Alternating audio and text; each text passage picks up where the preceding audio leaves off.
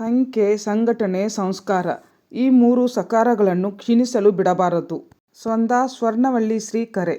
ಜನವರಿ 15ರಂದು ಮಧ್ಯಾಹ್ನ ಸುಮಾರು 12:30ಕ್ಕೆ ರಾಮನಗರದಲ್ಲಿ ತಾಲೂಕಾ ಹವ್ಯಕ ಸಂಘ ಮತ್ತು ಹವ್ಯಕ ಭವನ ಕಟ್ಟಡ ಸಮಿತಿಯ ಸುಮಾರು 8 ಕೋಟಿ ರೂಪಾಯಿಗಳಿಗೂ ಅಧಿಕ ವೆಚ್ಚದಲ್ಲಿ ನಿರ್ಮಾಣವಾಗಲಿರುವ ನೂತನ ಕಟ್ಟಡದ ಭೂಮಿಪೂಜೆ, ಅಡಿಗಲ್ಲು ಸಮಾರಂಭ ನೆರವೇರಿಸಿ ಸ್ವರ್ಧಾ ಸ್ವರ್ಣವಲ್ಲೀ ಶ್ರೀಮದ್ ಗಂಗಾಧರೇಂದ್ರ ಸರಸ್ವತಿ ಸ್ವಾಮೀಜಿ ಧರ್ಮಸಭೆಯ ಸಾನ್ನಿಧ್ಯ ವಹಿಸಿ ಮಾತನಾಡಿ, ಸಂಖ್ಯೆ, ಸಂಘಟನೆ, ಸಂಸ್ಕಾರ ಮೂರೂ ಸಕಾರಗಳು ಹವ್ಯಕರಲ್ಲಿ ಮೇಳೈಸಿವೆ. ಅವುಗಳನ್ನು ಕ್ಷೀಣಿಸಲು ಬಿಡಬಾರದು. ಈ ಸಕಾರಗಳು ನಮ್ಮ ಹಿಂದೂ ಸಮುದಾಯವನ್ನು ಬಲಗೊಳಿಸುತ್ತದೆ. ಮಕ್ಕಳಿಗೆ ಸೂಕ್ತ ವಯಸ್ಸಿನಲ್ಲಿ ವಿವಾಹ ಮಾಡಿದರೆ ಧರ್ಮ ಪ್ರಜೆಗಳ ಸಂಖ್ಯೆ ಹೆಚ್ಚಾಗುತ್ತದೆ. ಸಂಖ್ಯೆ ಹೆಚ್ಚಾದರೆ ಸಾಲದು. ಸಂಘಟನೆ, ಸಂಸ್ಕಾರ ಇದ್ದರೆ ಮಾತ್ರ ಅದರ ಪ್ರಯೋಜನವಾಗುತ್ತದೆ. ಹಳ್ಳಿಗಳೇ ಸಂಸ್ಕಾರದ ನೆಲೆಗಳಾಗಿವೆ. ಅವುಗಳನ್ನು ಕಳೆದುಕೊಳ್ಳಬಾರದು ಎಂದರಲ್ಲದೆ, ಇಲ್ಲಿನ ಹವ್ಯಕ ಸಂಘ ವ್ಯವಸ್ಥಿತವಾಗಿ ಕಾರ್ಯ ಮಾಡುತ್ತದೆ. ಅತಿ ಶೀಘ್ರದಲ್ಲಿ ನಮ್ಮೆಲ್ಲರ ನಿರೀಕ್ಷೆಯ ಸುಸಜ್ಜಿತವಾದ ಹವ್ಯಕ ಭವನ ನಿರ್ಮಾಣವಾಗಲಿದೆ ಎಂದರು.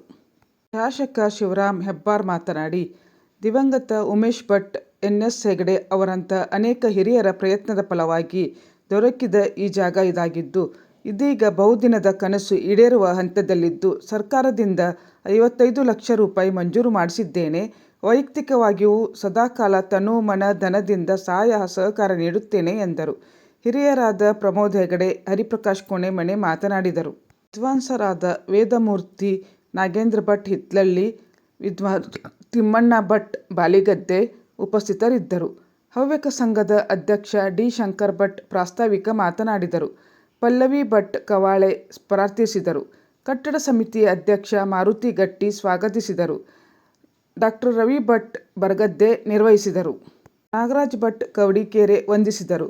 ಸಭಾ ಕಾರ್ಯಕ್ರಮಕ್ಕೂ ಪೂರ್ವದಲ್ಲಿ ವೈದಿಕ ಪರಿಷತ್ತಿನ ಅಧ್ಯಕ್ಷ ನಾರಾಯಣ್ ಮೊಟ್ಟೆಪಾಳ್ ಮತ್ತು ಮಂಜುನಾಥ್ ಭಟ್ ಭಟ್ರಕೇರಿ ಇವರ ಮಾರ್ಗದರ್ಶನದಲ್ಲಿ ಭೂಶುದ್ಧಿ ಪ್ರಯುಕ್ತ ಗಣಪತಿ ಆರಾಧನೆ, ಸ್ತ್ರೀ ಸೂಕ್ತ, ಪುರುಷ ಸೂಕ್ತ, ರುದ್ರಹವನ ಸೇರಿದಂತೆ ವಿವಿಧ ಧಾರ್ಮಿಕ ಕಾರ್ಯಕ್ರಮಗಳು ನಡೆದವು. ನಂತರ ಅನ್ನ ಸಂತರ್ಪಣೆ ನಡೆಯಿತು. ಸಂಖ್ಯೆ, ಇನ್ನೊಂದು ಸಂಘಟನೆ, ಇನ್ನೊಂದು ಸಂಸ್ಕಾರ, ಮೂರು ಸಕಾರಗಳಿದ್ದಾವೆ. ಸಂಖ್ಯೆ, ಸಂಘಟನೆ ಮತ್ತು ಸಂಸ್ಕಾರ. ಈ ಸಂಖ್ಯೆ ಕ್ಷೀಣಿಸ್ತಾ ಇದ್ದದ್ದು ನಿಮಗೆಲ್ಲ ಗೊತ್ತಾಗಿದೆ. ಹಾಗೆ ಕ್ಷೀಣಿಸುವುದಕ್ಕೆ ಬಿಡಬಾರದು.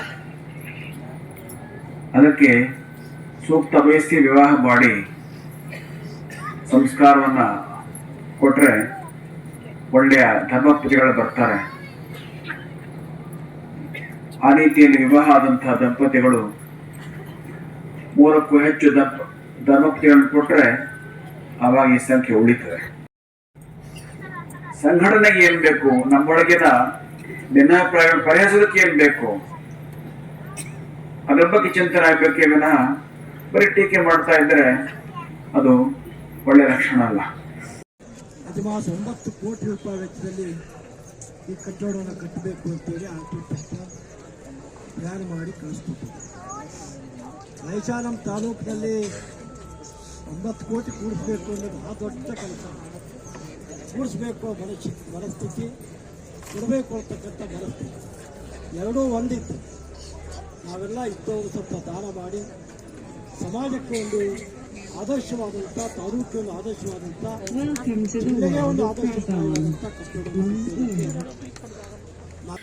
ಸರ್ಕಾರದಿಂದ ಮೊಟ್ಟ ಮೊದಲನೇದಾಗಿ ಕಟ್ಟಡಕ್ಕೆ 55 ಲಕ್ಷ ರೂಪಾಯಿ ಹಣವನ್ನು ಘೋಷಣೆ ಮಾಡ್ತಿದ್ದೀವಿ. ಇದರಲ್ಲಿ ಟ್ಯಾಕ್ಸ್ ಎಲ್ಲ ಕೊಟ್ಟಕ್ಕಾಗ್ಬೋದು.